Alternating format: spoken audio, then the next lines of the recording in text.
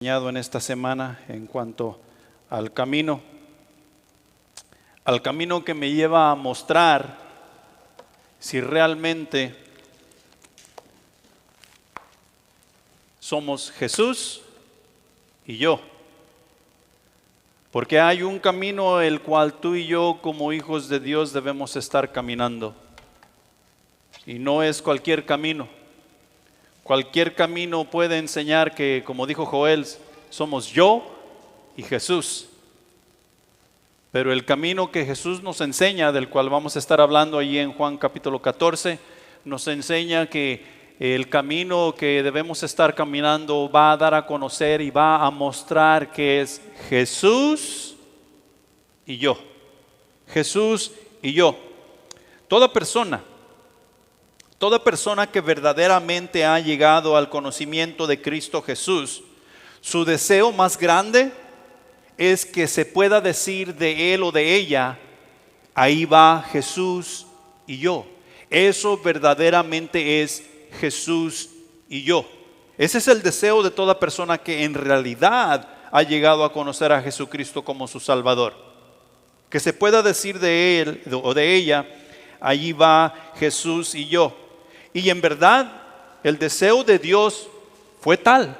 El deseo de Dios fue que se pudiera decir de sus hijos, de quien le siguen, de quien creen en Jesús, ese es Jesús y yo. Esa relación que yo veo en esa persona, que realmente esa persona puede decir Jesús y yo, eso es lo que yo quiero. Ese fue el deseo de Dios en mandar a su Hijo para que tú y yo pudiésemos decir Jesús y yo. Al echar a andar su plan de redención en Cristo Jesús, ese fue su deseo más profundo. He ahí la razón por la cual nos rescata de nuestra vana manera de vivir, nos da un nuevo nombre en gloria, nos da reglas para poder administrar nuestras vidas de acuerdo a su voluntad y poder llegar a ser personas de bien en este mundo, discipulando, evangelizando, sirviéndonos los unos a los otros y llevando su gloria a las naciones. Eso es lo que todo hijo de Dios debe querer desarrollar en su vida, de acuerdo al plan de Dios. En Efesios capítulo 1, versículos 4 y 5, Dios nos dice lo siguiente ahí por la mano de Pablo. Y dice, según nos escogió en Él antes de la fundación del mundo. ¿Cuándo te escogió? En Él antes de la fundación del mundo. ¿Para qué? Para que fuésemos santos y sin mancha delante de Él, en amor. Fíjate bien, en amor, habiéndonos predestinado para ser adoptados hijos suyos por medio de Jesucristo. ¿Cómo? ¿Por qué? Según el puro afecto de su voluntad. Tú y yo no tenemos absolutamente nada que ver en cuanto al plan de Dios para que Él mandara a su Hijo a morir y rescatarnos de nuestra vana manera de vivir. Fue por puro amor, fue por su puro afecto, fue por su pura voluntad que Él decidió hacer tal cosa, para que tú y yo pudiésemos decir Jesús y yo. Te presento a Jesús y yo. Y el yo, lo que tiene que ver ahí es que la presencia de Jesús es la que tú estás viendo en mí. Tú realmente no estás viendo a Jesús, tú estás viendo a la persona que cree en Jesús, pero las obras de Jesús son las que son hechas por esa persona. Y por esa razón podemos ver a Jesús en esa persona. Y eso debe de ser todos y cada uno de nosotros, que creemos en Jesús como nuestro Salvador. Estos versículos en Efesios, al estudiarlos nos ayudan a mejor entender el por qué podemos decir Jesús y yo.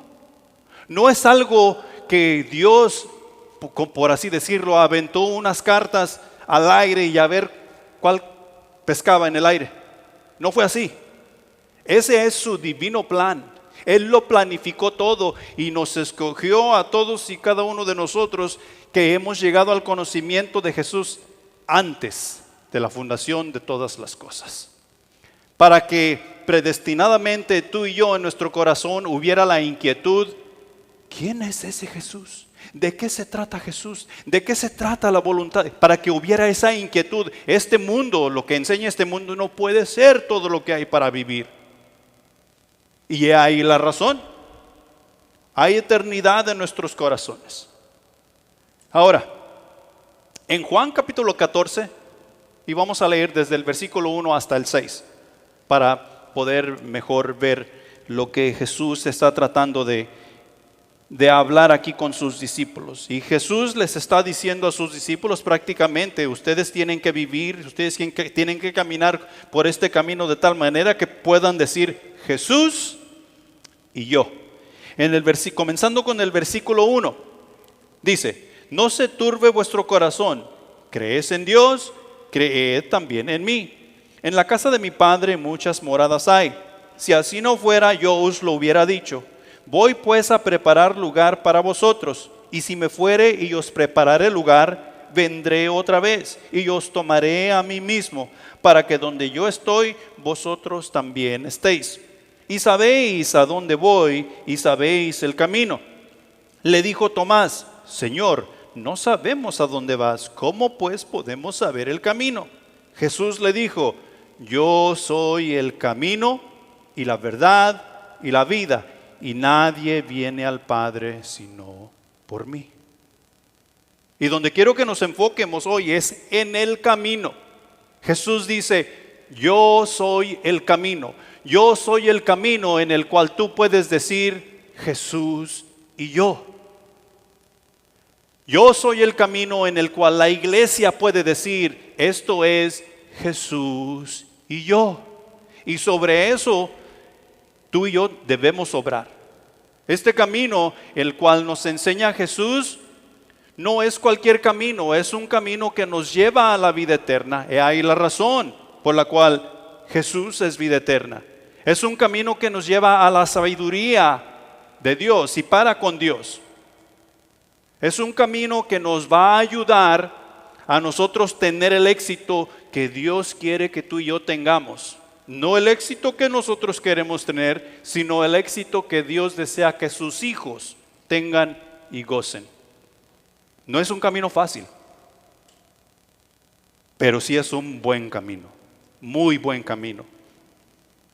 Los discípulos aquí se encontraban un poco turbados, un poco desalentados, un poco desorientados, por así decirlo. Se encontraban inquietos. En Juan capítulo 13, versículo 33, Jesús les dice: hijitos, aún estaré con vosotros un poco. Me buscaréis, pero como dije a los judíos, así os digo ahora a vosotros: a donde yo voy, vosotros no podéis ir.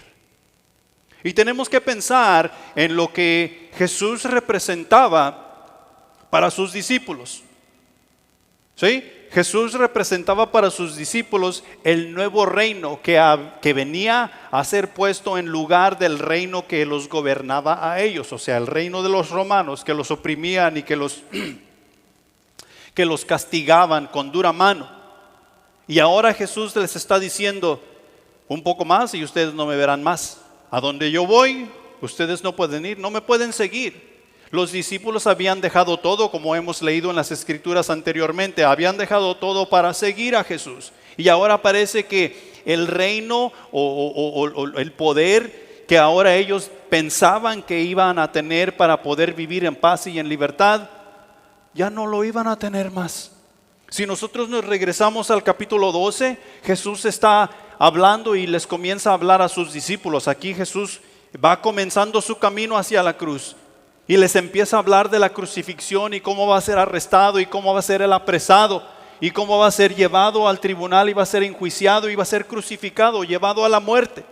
Y por si eso fuera poco, todavía siguen más adelante y adelantito de eso, Jesús comienza a hablar a los discípulos y les dice: ahora viene el juicio. Dios ha de glorificarme a mí porque yo le he glorificado. Pero esto es el juicio de ustedes, el mundo.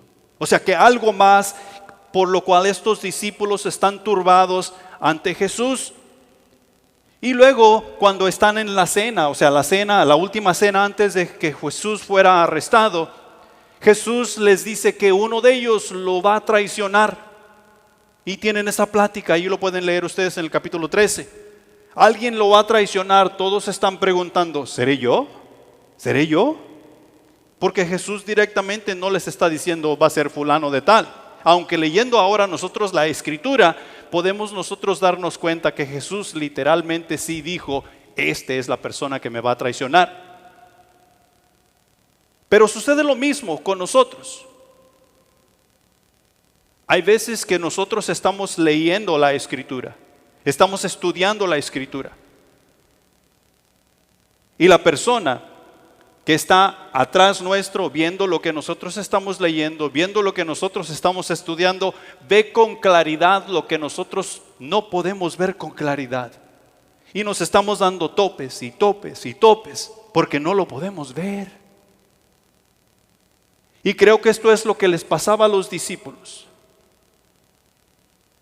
Estaban turbados porque Jesús no iba a estar con ellos más. Estaban turbados porque iba a haber un juicio para con el mundo. Y ahora uno de ellos le va a traicionar, le va a entregar. Y luego más adelantito, Pedro le dice, oh no, yo no haría tal cosa. Yo iré a la muerte por ti. Allá al fin del capítulo 13. Y es como si Jesús estuviera diciendo, Pedro, de cierto te digo, que antes de que cante el gallo, me negarás 3 veces. Y sabemos quién era Pedro, ¿verdad? Pues nosotros podemos ver su persona y cómo era de aventado y cómo era de valiente. Y podemos ver que Pedro era atrevido. Y ahora Pedro está diciendo, yo te voy a negar 3 veces, me lo imagino. De esa manera, no estoy diciendo que sucedió, pero cuando Jesús le dijo, de cierto te digo que antes de que cante el gallo me negarás 3 veces, es como, ¿yo te negaré 3 veces? Como una forma de, no lo puedo creer. Tú no me conoces a mí, Señor, yo jamás te negaría. Y sabemos la historia. Entonces los discípulos tienen algo por lo cual estar turbados, algo por lo cual estar inquietos.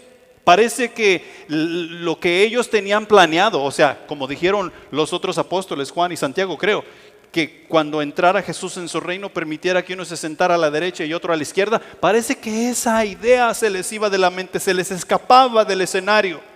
Él está reinando con Cristo literalmente así como ellos pensaban. Y todavía podemos ver en Hechos cuando Jesús ascendió, que le vuelven a preguntar, ¿ya vieron al Jesús resucitado? ¿Ya comieron con el Jesús resucitado? ¿Ya vieron sus heridas? Y aún le están preguntando, Jesús, ¿cuándo es que tú dejarás que tu reino se despegue?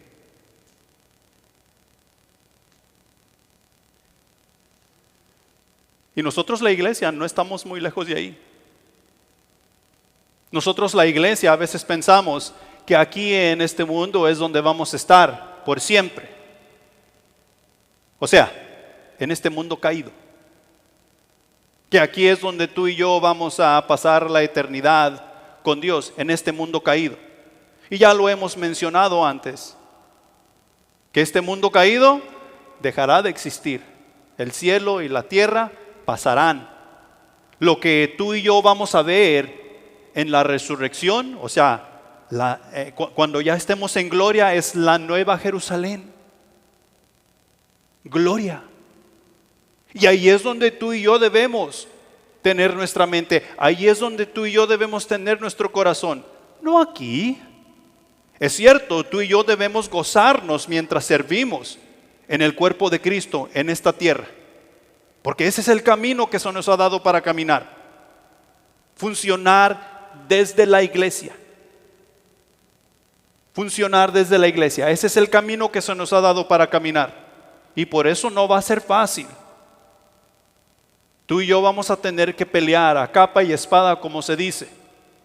O como luego dicen otros por ahí, como gato boca arriba. Yo no sé cómo pelean los gatos boca arriba, pero así dicen, peleé como gato boca arriba. Eso quiere decir que ellos hicieron hasta lo imposible con tal de salir con vida. Pero así vamos a tener que pelear tú y yo. Efesios capítulo 6 nos dice que son huestes celestiales que están en contra de la iglesia. ¿Tú sabes qué son huestes? Eso quiere decir que son un montón. Eso quiere decir que son muchos principados. No son cualquier cosa. Y contra ello tú y yo vamos a tener que pelear en este camino que se nos ha dado para caminar.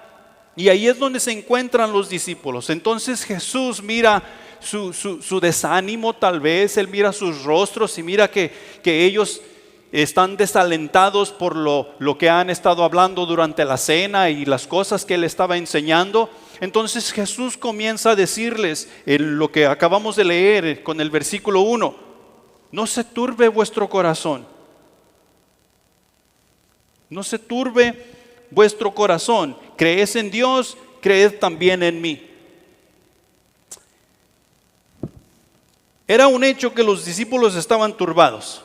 Jesús lo podía notar, lo podía ver. Lo que ahora están oyendo de la boca de Jesús, según sus pensamientos, desvanece la oportunidad de dejar ser oprimidos por el gobierno romano. Como que no les va a ir muy bien. Y aquí lo que Jesús está hablando en cuanto a la turbación de corazón, está dando a entender que es una experiencia bien conocida por todos nosotros. Es algo que tú y yo conocemos. Los motivos pueden ser muchos. Nosotros nos turbamos por muchas cosas. Especialmente cuando llega el fin de mes y el principio de mes. Nosotros nos turbamos. Nosotros nos podemos turbar por una enfermedad que puede ser difícil de curar. Algunos de nosotros no queremos ir al médico cuando es tiempo de ir al médico porque no queremos oír lo que el médico nos va a decir. Y pensamos que al mantenerlo en secreto va a resolver todas las cosas. Y nos dicen que vayamos al médico y eso nos turba. La pérdida de un familiar querido, eso hace desatinar todas las cosas. Nos pone a pensar en cosas que nosotros jamás hubiésemos pensado si no hubiésemos perdido ese familiar. Nos turba. La quiebra económica por la falta de trabajo. Cuando nos quedamos sin trabajo, ¿en qué comenzamos a pensar? Voy a perder mi casa, voy a perder mi carro. No estamos pensando qué voy a comer el día de mañana. No estamos pensando qué voy a vestir el día de mañana. Nosotros estamos pensando en lo que vamos a perder, que hemos adquirido. Nuestra casa, nuestros carros, nuestros bienes. Y lo que más nos hace falta es pan y agua. Y en eso no pensamos. Pero nos permitimos ser turbados por esas cosas que podemos perder. La inquietud que nos produce lo que amamos o lo que tenemos. Fíjate que cuando nosotros obtuvimos la propiedad donde estamos, no tenía cerca, no estaba cercado. Y ahí nosotros mirábamos que los vecinos de atrás atravesaban nuestra propiedad para salir a la otra calle, para no tener que ir a dar la vuelta. No teníamos cámaras de vigilancia ni nada así por el estilo. Y a veces la puerta se quedaba abierta. La puerta de la bodega de atrás se quedó abierta toda una semana en una ocasión. Llegó el tiempo donde nosotros cercamos, después cercamos y pusimos cámaras de vigilancia y todas esas cosas, y ahora hasta un perro tenemos para que nos ayude a cuidar ahí. Y hay veces que andamos turbados porque los carros adentro de la cerca, con el perro allí por un lado y con las cámaras encendidas, no tienen llave. ¿Qué tal? Estamos preocupados porque si la puerta se atoró o no se atoró al salir nosotros. Hay cámaras de vigilancia, está todo cercado y ya hay un perro. Pareciera que todo funciona al revés. Entre más seguros pensamos que estamos, de acuerdo a nuestro criterio, más débiles nos volvemos en nuestra seguridad. Y lo que Jesús está tratando de hacer con estos discípulos es animarles en ese momento, debido a lo que Él mismo ha atravesado está atravesando o está por atravesar. Imagínate, Jesús se aproxima a ir a la cruz.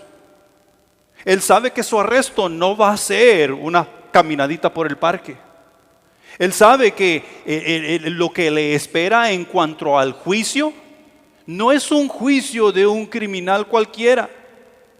Es un juicio por cargar, llevar el pecado de la humanidad. O sea, la ira de Dios. Aparte de esto, los discípulos que Él tiene, sus estudiantes inmediatos, como que no entienden qué es lo que está sucediendo. Y por si eso fuera poco, uno de ellos le va a entregar, le va a traicionar. Y el otro que dice, yo te seguiré hasta el fin del mundo, tú me negarás. Entonces Jesús sabe exactamente qué es lo que está sucediendo en sus mentes y en sus corazones. Ellos están turbados, pero Él también está atravesando por las mismas situaciones. Sin embargo, sabemos quién es Jesús, sabemos cómo Él se fortalecía y sabemos lo que Él hacía. El verbo que se usa en el lenguaje original para expresar turbado es el mismo usado en los pasajes que nosotros hemos visto anteriormente. Por ejemplo, como cuando Jesús fue a la tumba de Lázaro, que le avisaron que Lázaro había muerto. Es el mismo verbo. Jesús sabía exactamente de lo que se estaba hablando. Y también cuando Él habló de su muerte en el capítulo 12 de Juan, versículo 27. Ahora está turbada mi alma. ¿Y qué diré? Padre, sálvame de esta hora. No. Jesús venía a hacer la voluntad del Padre. La alma de Jesús, o sea, Él sabía exactamente de lo que los discípulos estaban atravesando. Al mismo tiempo, Jesús sabía exactamente cómo alentarlos, cómo animarlos.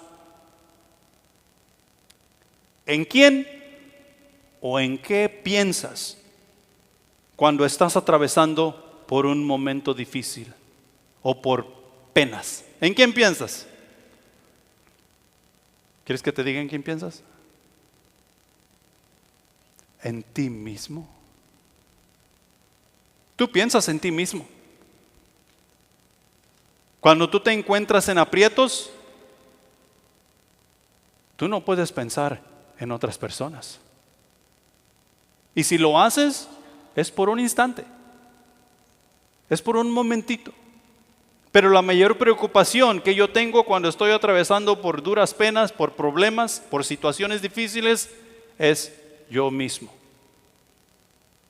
Y podemos ver que aquí Jesús era quien enfrentaba la más horrenda situación, y sin embargo no estaba pensando en sí mismo. Y es lo que Jesús está tratando de comunicar a sus discípulos. Es lo que Jesús está tratando de comunicar a ti y a mí. ¿Por qué? Porque tú y yo debemos poder decir con liberalidad y con gusto y con gozo, Jesús y yo. Pero este camino es el que tú y yo debemos caminar, siguiendo a Jesús.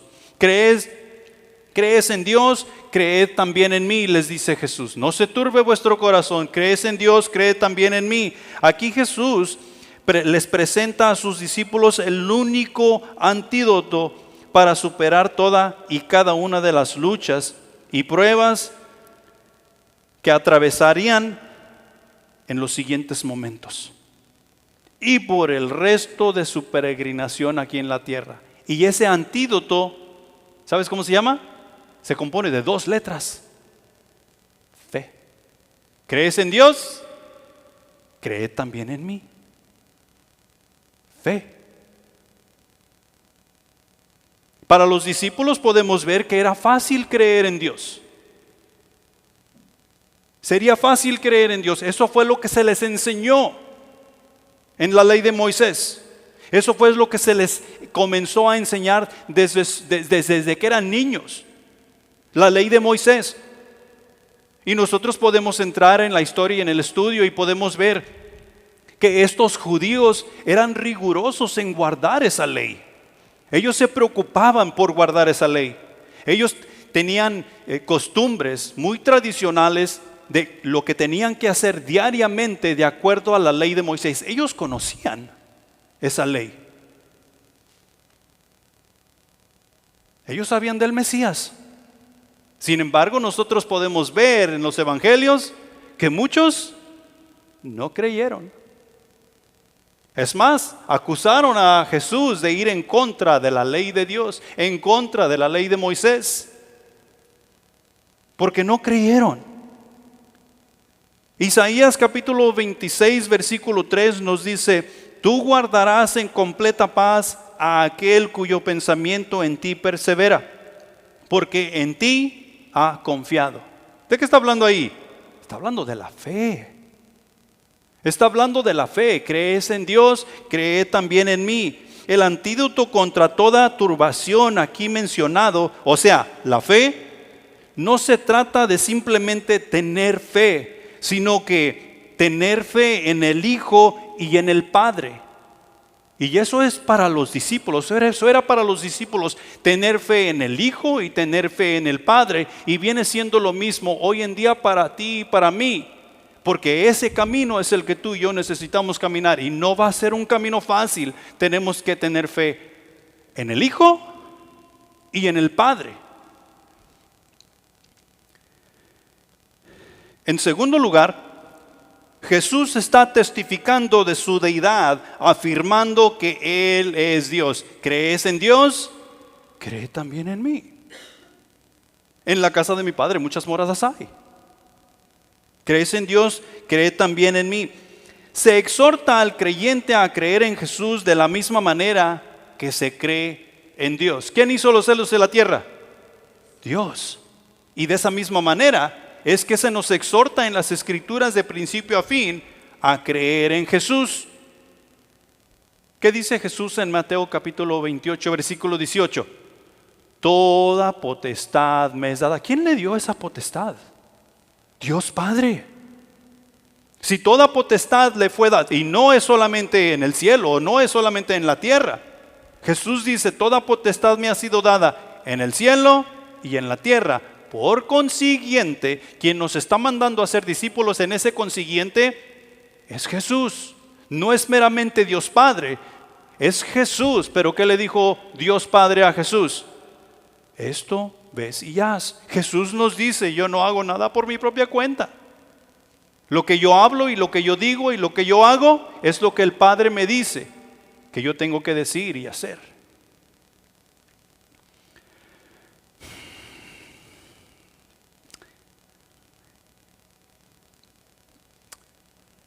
El asunto de creer en Dios y creer en Jesús no ha cambiado en la actualidad. Sigue siendo los mismos mandamientos. Encontramos en nuestro medio personas que creen solamente en Jesús o creen solamente en Dios. No reconocen al uno ni al otro con la misma deidad. Y mira, si tú dices creer en el Padre y tu fe verdaderamente es genuina en creer en Dios, ¿a dónde crees que te va a llevar esa fe? Esa fe te va a llevar a creer en Jesús, porque Jesús es el camino. ¿Para qué? Para llegar al Padre. Si tú crees únicamente en el Padre, pero rehusas creer en el Hijo, entonces no estás en el camino correcto, no irás en el camino correcto, adecuado para llegar al Padre. Y tu fe en el Padre será una fe vana, una fe en la cual las obras que serán hechas no tienen valor alguno para llegar a la gloria. Y tú y yo tenemos que tener mucho cuidado en cuanto a eso, no ser desviados en hacer las cosas como otros las hacen o como el mundo las hace. En Juan capítulo 14 versículo 2 Nos dice, en la casa de mi Padre muchas moradas hay. Si así no fuera, yo os lo hubiera dicho. Voy pues a preparar lugar para vosotros. Y donde quiero que nos enfoquemos aquí en este versículo, porque puede ser muy extenso, es: voy pues a preparar lugar para vosotros. Porque esto era de mucho aliento y de mucho ánimo para los discípulos. Voy pues a preparar lugar para vosotros. Jesús no les estaba hablando cosas que ellos no sabían o cosas de las cuales ellos no tuvieran idea alguna. Ya dijimos que los discípulos sabían y conocían la ley de Moisés. Los discípulos conocían que Dios había sacado su pueblo de la esclavitud de Egipto y los llevaba ¿a dónde? A la tierra prometida, a la tierra que ¿qué? Que fluye leche y miel. ¿Quién iba adelante del pueblo de Israel? Dios. Dios iba delante del pueblo de Israel. ¿Qué quiere decir eso? Lo que dijo Joel hace rato. Dios preparaba el camino para que el pueblo de Israel caminara. De día, ¿cómo los protegía y cómo los guiaba? Con una nube, tapando el sol para que no se murieran de calor, que no se murieran de deshidratados. ¿Y de noche? Una columna de fuego para protegerlos de los enemigos y no se murieran de frío. Y Dios los llevaba a la tierra prometida. ¿Quién preparó a la tierra prometida para el pueblo de Israel? Dios. Dios les dice: yo te llevaré a la tierra donde hay abundancia. Yo he preparado esta tierra para ustedes. Allí habita el Jebuseo, el cananeo y todos estos feos, y ustedes los echarán fuera, porque yo los he mandado. Yo lo he preparado para ustedes, no para ellos. Y Jesús les está diciendo a los discípulos: yo me voy y no me verán más, pero yo voy a preparar un lugar para ustedes.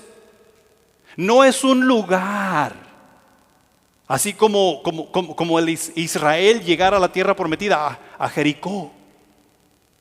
No es un lugar terrenal. En la casa de mi Padre muchas moradas hay. ¿Sí? Ok, mira. En lo que los discípulos conocían como en el Antiguo Testamento, en la ley de Moisés, ellos tenían el templo, ¿va? Y el templo se dice que era el tabernáculo. Moisés lo menciona como el tabernáculo de reunión, donde se reunían para escuchar el consejo de Dios, donde Dios se manifestaba con truenos, relámpagos, humo y todas esas cosas, y Dios tenía un mensaje para el pueblo de Israel. ¿Sí? ¿Dónde vivían los sacerdotes? Que estaban encargados de ministrar en el templo. Ellos vivían en el templo. ¿Tú sabes lo que quiere decir tabernáculo? Cuando nos vamos al lenguaje original, tabernáculo quiere decir morada. Y el tabernáculo era la morada de Dios, porque ahí habitaba la presencia de Dios. Pero quienes estaban encargados de servir a Dios, en el servicio a Dios, vivían en el tabernáculo. Y lo podemos ver más adelante, como cuando Salomón construye el templo. Lo podemos ver en la actualidad. Podemos ver las iglesias que están más pegadas a lo tradicional, que tienen unos grandes edificios con un santuario y tienen aulas alrededor y tienen casas y cuartos donde se pueden quedar las personas. Allí viven los que sirven al tabernáculo. Lo podemos ver dentro de de lo que es los bautistas, los pentecostales y demás, que ellos tienen su templo, tienen salones para los niños para que ellos estudien y darles la clase de acuerdo al nivel de edad que tienen, pero también tienen un lugar que se le llama, o le llaman ellos, o le llamamos nosotros, la casa pastoral. ¿Qué es la casa pastoral? Es una casa para que el pastor y su familia vivan. ¿Qué es lo que hace el pastor y su familia? Viven gratis, ¿va? No, ellos deben servir al templo. Ellos están allí para servir en el templo. Ellos predican la palabra de Dios. Deben predicar la palabra de Dios. Deben ver el crecimiento de los hijos de Dios y ver que todos vayan caminando. ¿Dónde? En Jesús, para que pueda decir el pueblo, o podamos decir nosotros, Jesús y yo. O sea que Jesús no les estaba hablando cosa rara, ni tampoco nos está hablando cosa rara a nosotros. Tú y yo debemos poder decir orgullosamente y con gozo, Jesús y yo, porque nos preocupamos por caminar en Jesús.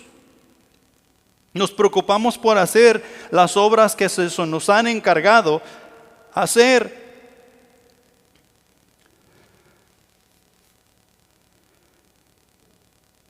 Este lugar del cual está hablando Jesús no es aquí, es allá,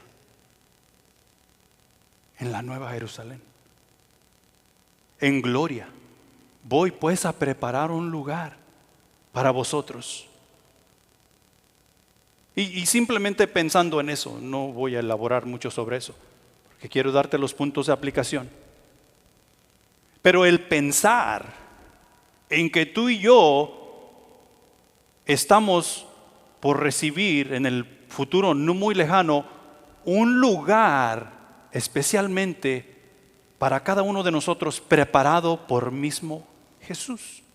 Así como Dios preparó la tierra prometida para su pueblo que salía de la esclavitud, Jesús está preparando un lugar para ti y para mí, que salimos de la esclavitud del pecado y peleamos en contra de dicha esclavitud que quiere esclavizarnos aún estando en Cristo Jesús. Eso debe alentarnos, eso debe darnos gozo, eso debe animarnos a seguir peleando como gato boca arriba. Amén. Ok, puntos de aplicación. Punto número 1. Jesús y yo es un camino de servicio.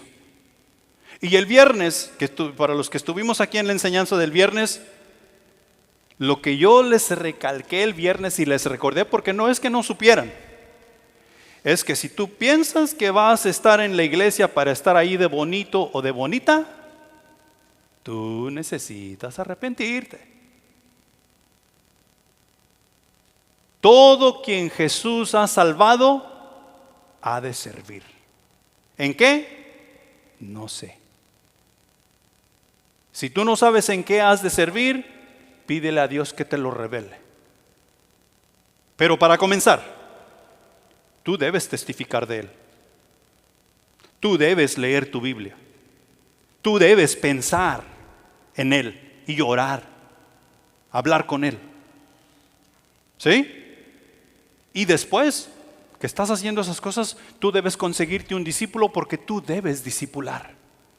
Comenzamos a hacer esas cosas en la iglesia con la dirección del Espíritu Santo, y en menos que nosotros pensemos que ya sabemos dónde vamos a servir. No es que yo debo ser diácono, no es que yo debo ser líder, no es que yo debo trabajar con los niños, no es que yo debo enseñar a los jóvenes. Pero Dios nos va revelando dónde es nuestro lugar de servicio. No es que yo voy a estar en la puerta para recibir a las personas. Ujier. Tenemos muchas necesidades. Yo tengo como 3 o 4 sombreros que tengo que estar cambiando. Cuando tú quieras te paso uno.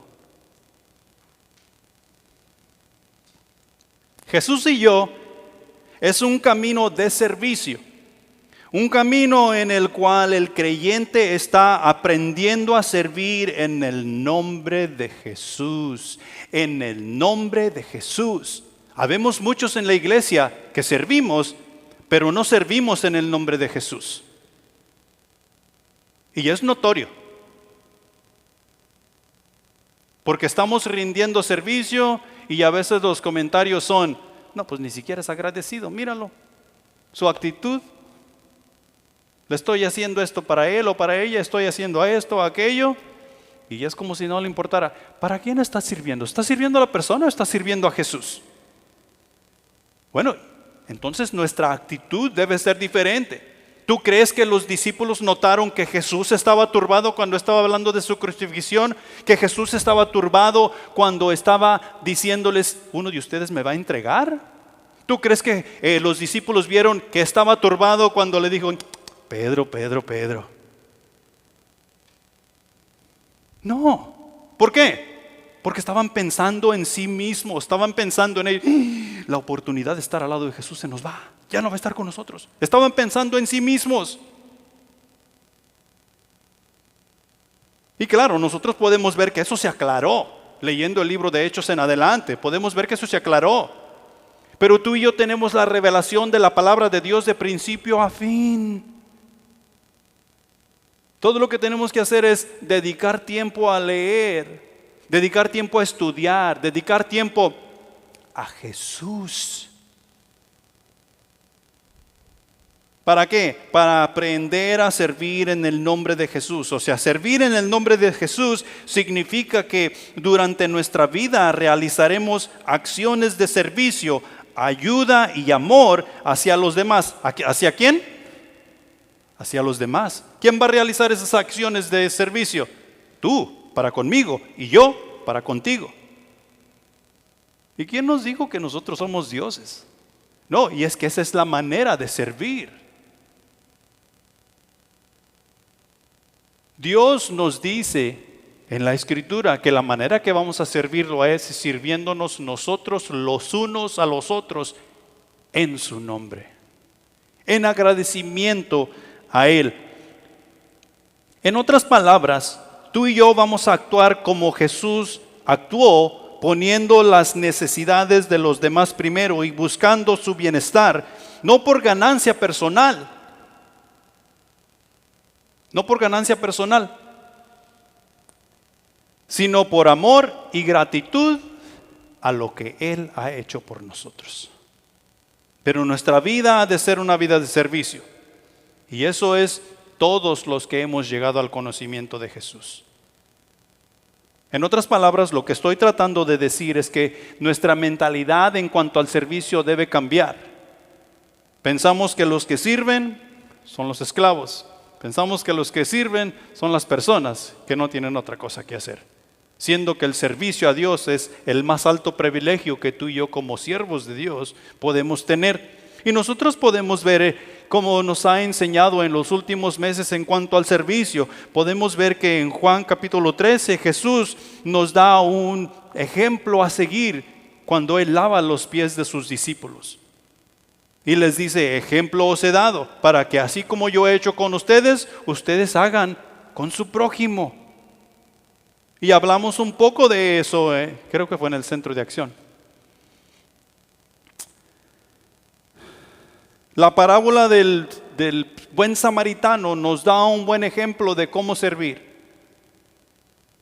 que lo vimos en estudios pasados. Servir en el nombre de Jesús implica un estilo de vida guiado por el Espíritu Santo en amor, servicio y humildad, de lo cual hablamos también el viernes. Siguiendo el ejemplo de Jesús y siempre buscando la honra y la gloria para Dios Padre, no para nosotros, ni para la iglesia, ni para nadie sobre la faz de esta tierra, sino para Dios. Punto número 2. Jesús y yo es un camino de obediencia. ¿Cuándo es cuando Jesús no fue obediente al Padre? No encuentras y no lo encontrarás, porque Jesús en todo tiempo y en todo lugar fue obediente al Padre. Y nos dice Filipenses que Él fue obediente al Padre hasta la muerte. Efesios capítulo 2 versículo 8. El ejemplo más grande y significativo que tú y yo tenemos para seguir es el ejemplo de Jesús. Cómo Él vivió y cómo Él llevó a cabo su ministerio. Cómo Él se enfrentó a toda la oposición, siempre honrando y glorificando a su Padre, que le había enviado a hacer la obra que nadie podía hacer más que Él. En Juan capítulo 12 versículos 49 al 50 nos dice, porque yo no he hablado por mi propia cuenta. El Padre que me envió, Él me dio mandamiento. ¿Qué le dio? Mandamiento de lo que he de decir y de lo que he de hablar, y sé que su mandamiento es vida eterna. ¿No tenemos tú y yo ese mandamiento? Sí, es vida eterna. Así pues, lo que hablo con el Padre, me lo ha dicho. El Padre, todo lo que yo digo y todo lo que yo hablo, el Padre me lo ha dicho. Los mandamientos para la iglesia actual no han cambiado. Siguen siendo los mismos desde el principio. La Escritura nos exhorta a la obediencia y nos da instrucción de cómo llevarlo a cabo. Mira, 1 Corintios, capítulo 11, versículo 1 nos dice: sed imitadores de mí como yo de Cristo. Yo como tu líder en esta congregación, si yo te digo que tú seas un imitador de mí, ¿qué es lo que tú tienes que buscar en mí?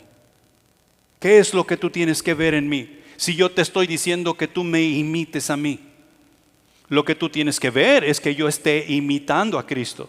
Y si no estoy imitando a Cristo, en cuanto a mi manera de servicio, a mi manera de hablar y todo, tú no tienes por qué seguirme.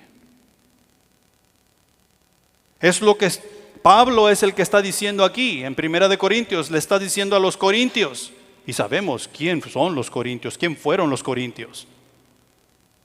Mucha turbación para los corintios. Y Pablo les está diciendo: sean imitadores de mí como yo de Cristo. Jesús les está diciendo a sus discípulos: imítenme a mí, no se turbe vuestro corazón. ¿Crees en Dios? Creed también en mí.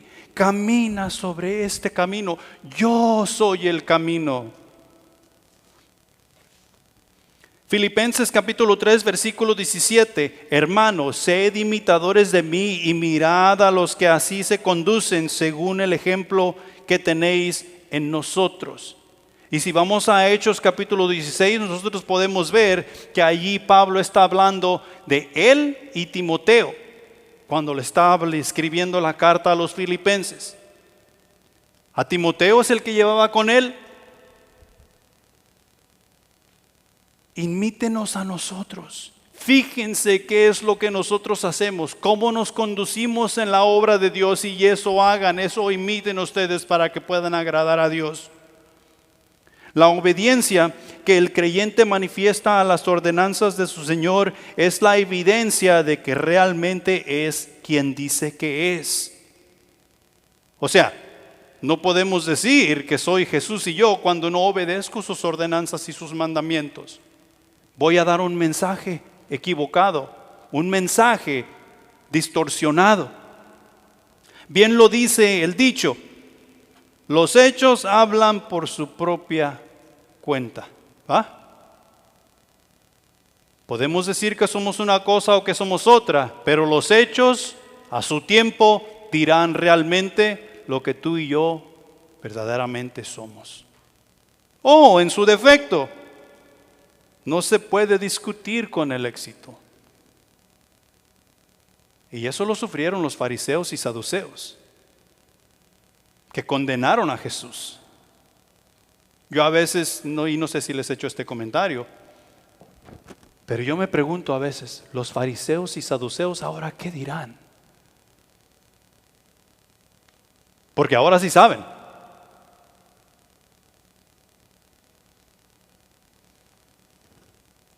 No se puede discutir con el éxito. Y punto número 3. Jesús es el camino a la gloria. Él ha ido a preparar lugar para nosotros.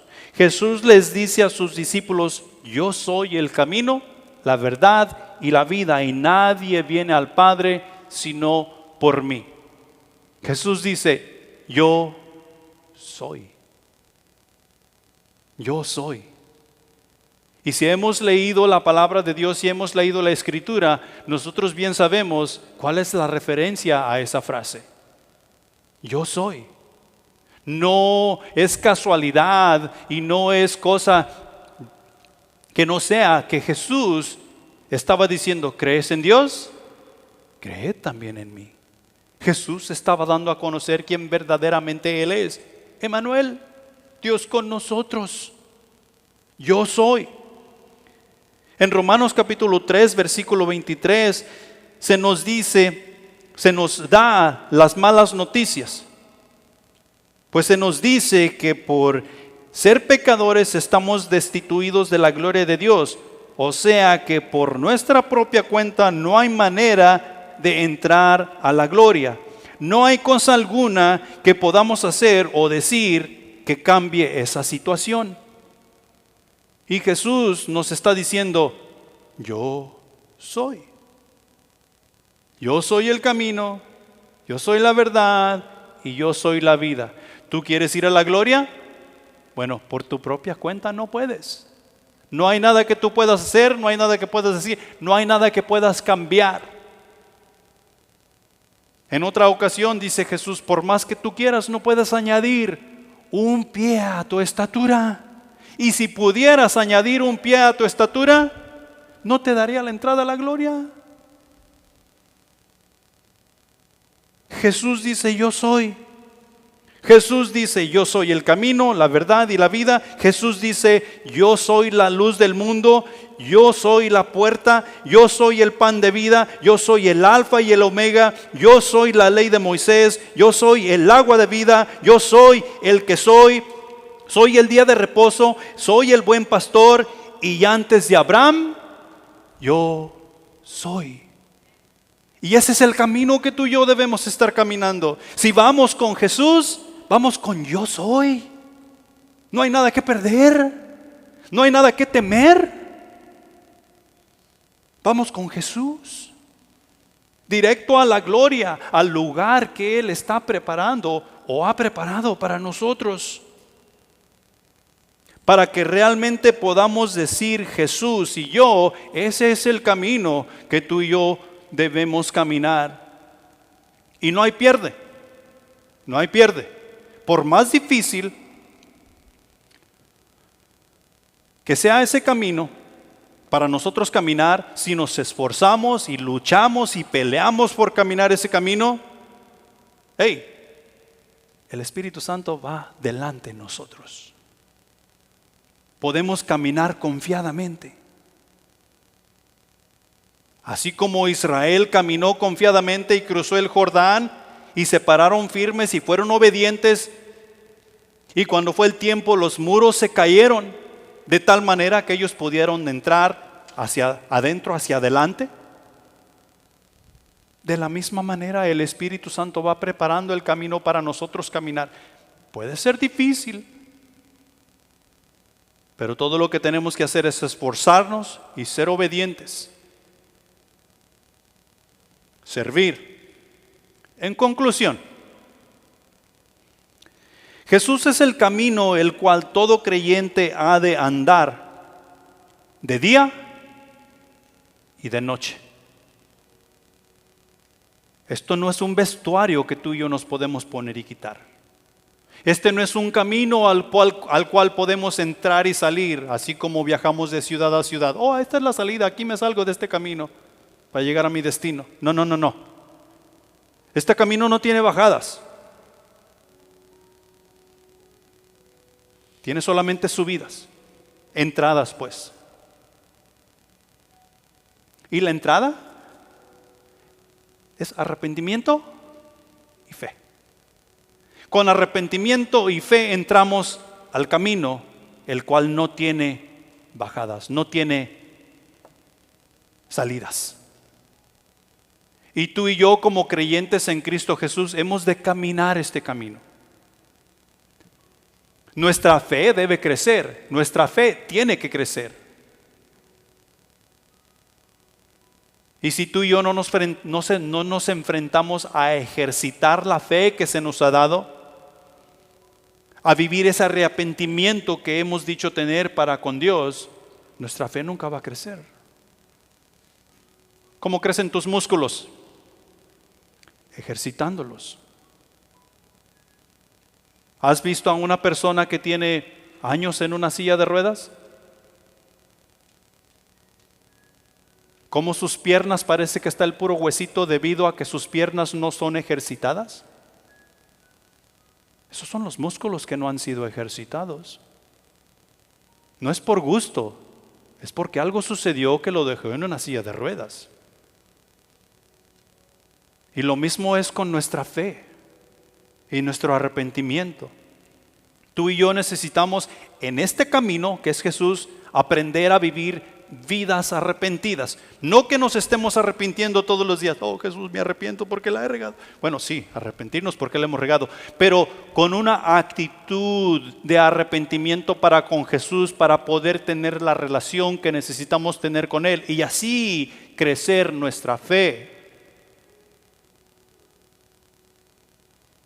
Tú y yo necesitamos ejercitar esa fe para que no se mire el puro huesito, sino que vaya siendo fortalecida y se mire fornida y se mire grande.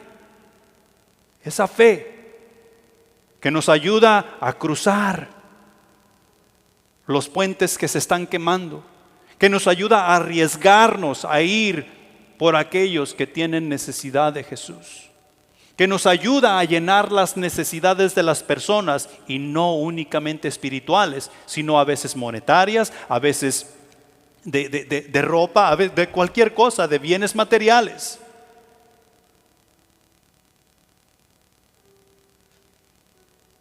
La solución a todo esto es Jesús. Y si tú y yo verdaderamente creemos en Jesús y Jesús es nuestro Señor, no hay más gozo que decir, somos Jesús y yo. Pongámonos de pie.